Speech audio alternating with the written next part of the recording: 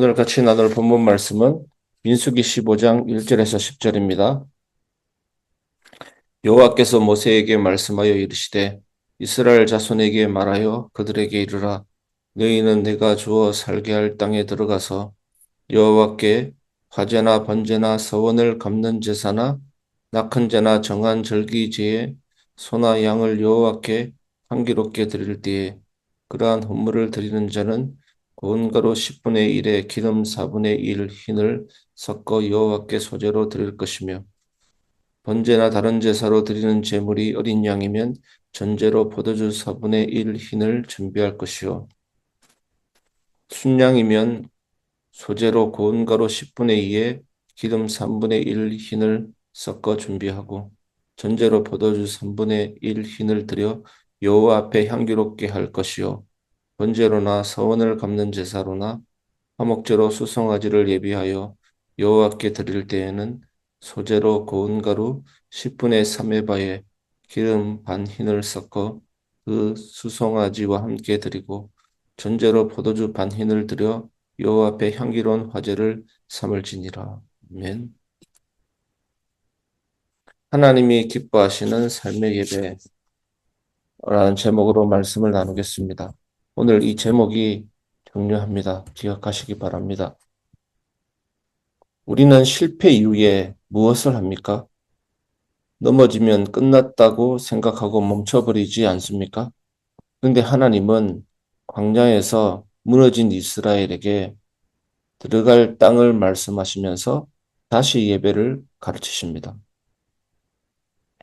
오늘 이 말씀은 묻습니다. 너는 실패 이후에도 하나님께 나아오고 있느냐? 이것이 중요한 것입니다. 신앙생활이라는 것은 넘어져도 다시 주님께로 가겠습니다라는 고백의 연속입니다. 쓰러져도 주님 앞에 가겠습니다. 나는 무슨 일이 있든 오직 십자가 앞으로 나아가겠습니다. 이 고백을 가진 자를 사탄이 두려워하는 것입니다. 첫 번째, 하나님은 실패 이후에도 다시 시작하게 하신다입니다. 1절에서 2절. 너희는 내가 주어 살게 할 땅에 들어가서 지금은 광야입니다. 그런데 하나님은 들어갈 땅을 미리 말씀하십니다. 왜입니까? 하나님은 우리의 현재가 아니라 약속으로 우리를 보시기 때문입니다. 나는 지금 상황 때문에 멈춰 있는가? 아니면 하나님의 약속을 붙들고 다시 일어나고 있는가? 질문해 보시기 바랍니다. 우리는 실패하면 스스로 끝났다고 규정합니다. 나는 안 돼. 여기까지야. 그러나 하나님은 다르게 말씀하십니다. 아직 아니다. 다시 시작이다. 십자가가 그렇지 않습니까? 나와 다시 시작하자라는 하나님의 부르심입니다. 넘어졌다고 여러분 예배를 멈추지 마시기 바랍니다. 오히려 그때가 가장 중요한 예배의 순간입니다. 내 기분이, 내 감정이, 내 상태가 이런 핑계 때문에 예배 드리지 못할 이유가 없습니다. 그것 때문에 예배의 자리가 필요한 것입니다. 하나님은 마음이 상한 자를 가까이 하시고 중심에 통회하는 자를 찾으신다고 했습니다. 오히려 그때가 참된 예배를 배울 때이고 참된 기도 속으로 앉을 때입니다. 아무 일 없을 때 우리가 진심으로 기도하는 것은 하나님의 은혜입니다. 하지만 문제가 생기고 마음이 상하고 낙심좌절될 때 그냥 앉아있는 자체가 기도입니다. 기도가 안 될 때가 가장 좋은 기도의 순간입니다. 하나님이 침묵하시는 듯한 생각이 들어서 어찌하여 나를 멀리하시며 돕지 아니하시나이까 라는 그 고백이 진짜 우리의 중심이고 하나님은 그 기도를 응답하십니다. 결코 우리를 잊지 않으시고 우리를 부르신 하나님께서 우리를 도우십니다. 하나님은 실패 이후에도 다시 시작하게 하십니다. 두 번째, 하나님은 삶 전체가 드려지는 예배를 원하십니다. 3절에서 7절입니다. 오늘 본문 보니까 번제와 소제와 전제 함께 드리는 내용이 나옵니다. 번제는 뭡니까? 완전히 태우는 제사입니다.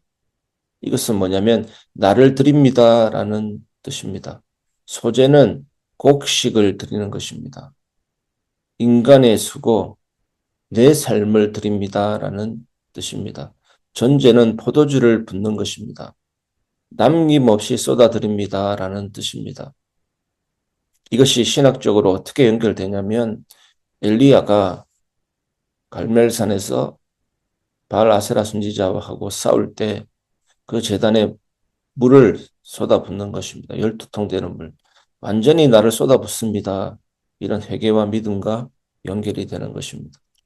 그리고 회개할 때 상징이 어떻게 합니까? 왕복을 벗고 옷을 찢고 제 가운데 앉는 것입니다. 온전한 회개와 믿음으로 연결되는 것입니다. 짐승만 드리는 것이 아니라 가루, 기름, 포도주까지 함께 드립니다. 완전히 쏟아붓는 시간입니다. 이것이 무엇입니까? 예배는 일부가 아니라 삶 전체라는 것입니다.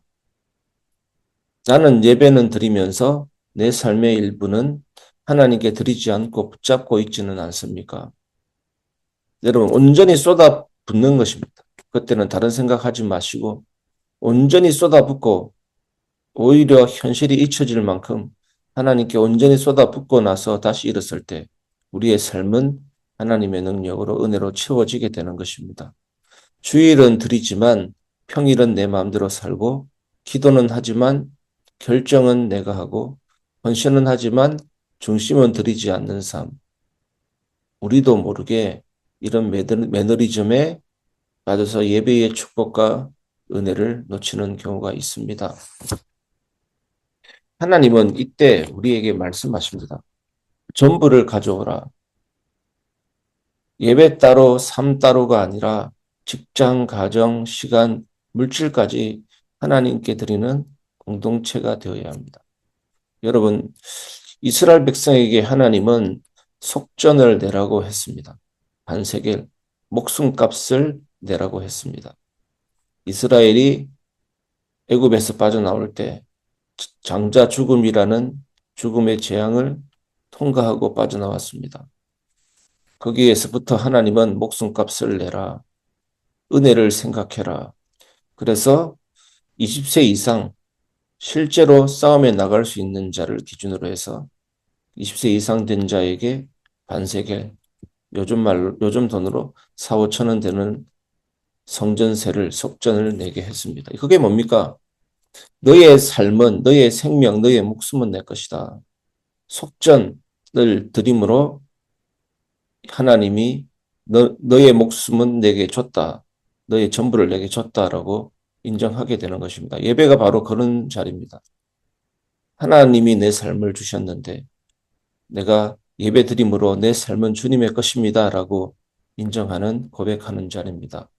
헌금도 마찬가지입니다. 내 돈의 일부를 떼서 그냥 툭 던지는 식이 아닙니다. 그 돈 누가 주셨습니까? 물질을 누가 주셨습니까? 하나님이 주셨습니다. 그 중에 일부를 믿음으로 드림으로 주님, 이 내가 가진 모든 것은 하나님의 것입니다. 라고 고백하는 순간입니다. 하나님은 삶 전체를 원하십니다. 세 번째입니다. 하나님은 중심이 담긴 정성을 기뻐하십니다. 8절에서 10절. 재물이 커질수록 더 많은 정성과 준비가 요구됩니다. 이것은 양의 문제가 아니라 마음의 문제입니다. 헌신, 헌금, 서원 다 마음의 문제입니다. 우리가 주님 앞에 드리는 것입니다. 나는 하나님께 드릴 때 습관적으로 드리지 않는가? 아니면 마음을 다해 준비하고 드리는가? 습관적으로 드리는가? 한번 점검해 보시길 바랍니다. 익숙해진 예배, 형식적인 기도, 습관적인 헌금, 이런 모습 속에서 우리는 하나님이 아니라 의무를 드리고 있지는 않습니까? 하나님은 말씀하십니다. 향기로운 제사, 향기가 무엇입니까? 중심입니다. 예배 시간, 태도, 기도, 찬양, 헌금 모두 진심으로 회복되어야 합니다. 하나님은 중심을 보십니다. 말씀을 마무리하겠습니다. 다시 드리는 예배가 인생을 바꾼다입니다. 성도 여러분, 이 말씀은 단순한 제사 규례가 아닙니다. 이것은 하나님의 초청입니다. 다시 시작하라. 다시 드려라. 나는 지금 하나님께 다시 나아가고 있습니까? 아니면 멈춰 있습니까? 오늘 기도하시기 바랍니다. 실패했어도 다시 예배하십시오. 일부가 아니라 전부를 드리십시오. 형식이 아니라 중심을 드리십시오. 그때 하나님은 우리의 삶을 다시 세우고 광야에서도 향기로운 예배를 받으시면서 반드시 약속의 자리까지 인도하실 것입니다. 이 말씀이 나의 이야기로 들리고 오늘 삶의 방향을 바꾸는 은혜가 되기를 주 예수님의 이름으로 축복합니다.